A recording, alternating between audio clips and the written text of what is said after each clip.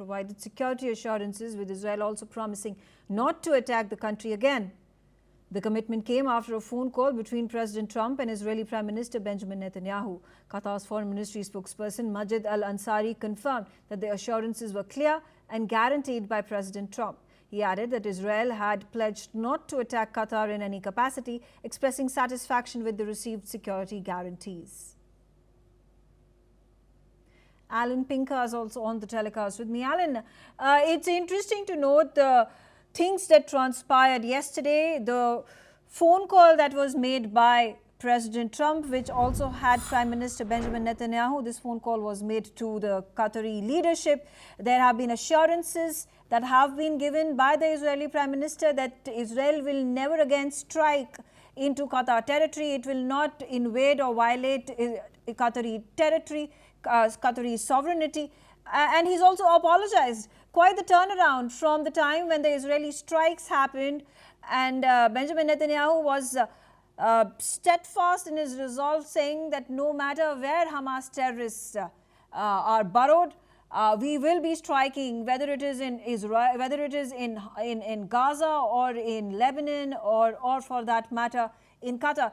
Why do you think there has been much pressure that has been exerted by President Trump for Netanyahu to change his tone? Oh, there's no question. I mean, it's only pressure. It's 100% pressure. Otherwise, he would not have done so. In fact, you mentioned that before he said there would be no immunity. The day before, on Sunday, on Fox News in America, Mr. Netanyahu was interviewed and said that not only will he not apologize for the attack in Doha, the capital of Qatar, but he deems that if he deems it necessary, Israel will do it again because there's no immunity and no impunity for terrorists. Okay. The next day at the White House, before that press conference about this Trump plan to end the war in Gaza, Netanyahu, as you said correctly, participates in a tripartite conference call, and not only apologizes, but pledges that this would never happen again, and gives his word to both Prime Minister Mohammed Al-Thani of Qatar and to President Donald Trump of the U.S. This is 100% a result of pressure. In fact, I think it was not so mild pressure. He was made to do this. Right, absolutely. He was made to do this. At this point of time, Qatar remains the negotiator. We've seen Qatar's statement. It has been the spokesperson of Hamas. Qatar went on and said that, Hamas is going to study this entire 20-point peace plan that has been shared by Donald Trump, and and Hamas is going to act on it, quote unquote, responsibly. Israel has its reservations on Qatar being the negotiator and the spokesperson of Hamas. Is there trust deficit that continues, or after the phone call things are going to change? No, I don't think there's a trust deficit. I mean, Israel could say what it wants in terms of having doubts about Qatar, but the facts don't lie.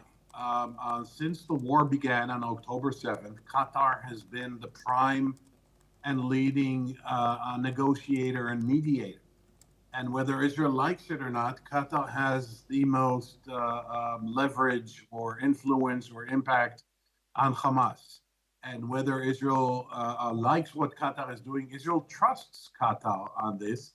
And the evidence to that degree is that the head of the Israeli Mossad, the intelligence agency, regularly goes to Qatar to consult with the Qataris on further negotiations.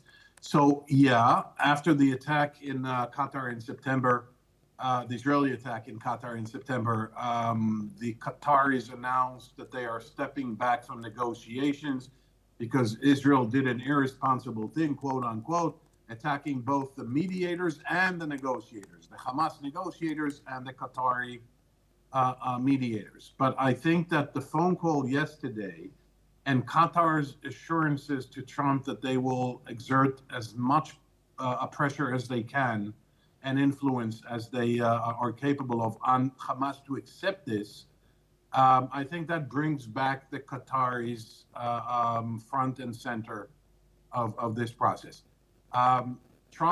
President Trump, an hour ago, said that Hamas has 3 to 4 days in which they need to respond to his plan, to the ceasefire and a war-ending plan, 20-point plan. The Qataris are involved right in there, but what Hamas will say, I do not know. Right. Alan, thank you for joining me on the telecast and sharing your views. Shifting focus to the other big development. At the Labour Party conference in Liverpool in UK, the UK Prime Minister Keir Starmer has said that he welcomes the new US initiative to bring peace to the Middle East. In the keynote address, Keir Starmer has also reaffirmed UK's stance on Palestinian statehood, saying that UK now recognises Palestine. Conference, I welcome the new US initiative to bring peace to the Middle East. I strongly support efforts to end the fighting, release every hostage, and urgently scale up aid into Gaza. All sides must now come together to bring this initiative into reality, because we must restart the hope of a two-state solution, a safe and secure Israel, alongside the long-promised Palestinian state, a state that this country now recognizes. This comes as the White House has released a 20-point document after President Trump secured Israeli Prime Minister Benjamin Netanyahu's support for a US-sponsored peace proposal. The deal was called for an immediate ceasefire, an exchange of hostages held by Hamas, Israeli withdrawal from Gaza, Hamas disarmament, and a transitional government led by an international body. Other world leaders in Europe and Asia have also welcomed the Gaza peace plan and praised US President Donald Trump's efforts and leadership to end the war in Gaza. US President Donald Trump has spoken about the possibility of the government shutdown. President Donald Trump said that there are many federal workers that may be laid off if the US government shuts down. This comes as both Democrats and Republicans remain deadlocked with high stakes for federal employees and government services. With only hours remaining before the midnight deadline, the lack of agreement on spending could shut down the US government, halting several government services and delaying pay for federal employees. However, last-minute funding agreements have prevented several potential shutdowns in recent years. During the first Trump administration, a 35-day partial government shutdown affected more than 300,000 federal employees. President Trump has blamed the Democrats for the current deadlock. Well, we made you a lot, and that's only because of the Democrats. And as you know, they want to be able to take care of people that have come into our country illegally, and no system can handle that. And so we're totally opposed on that, but we can't take it. We just can't do it. I'd love to do everybody. I'd love to do the whole world. But our country can't handle people that come into our country illegally. And they want to give them full health care benefits. They want to open the wall again. Can you believe it? I can't even believe it. They want to open the wall. They haven't taken away boys playing in women's sports. They haven't done that. Men playing in women's sports. It's like they don't change. They lost an election in a landslide, and they don't change. US President Donald Trump has told hundreds of senior American military officers that the nation is reawakening the warrior spirit. Speaking at the Marine Corps base Quantico in Virginia, Donald Trump praised the history of US military power, from the cavalry that settled the Great Plains to Generals Patton, Bradley, and MacArthur.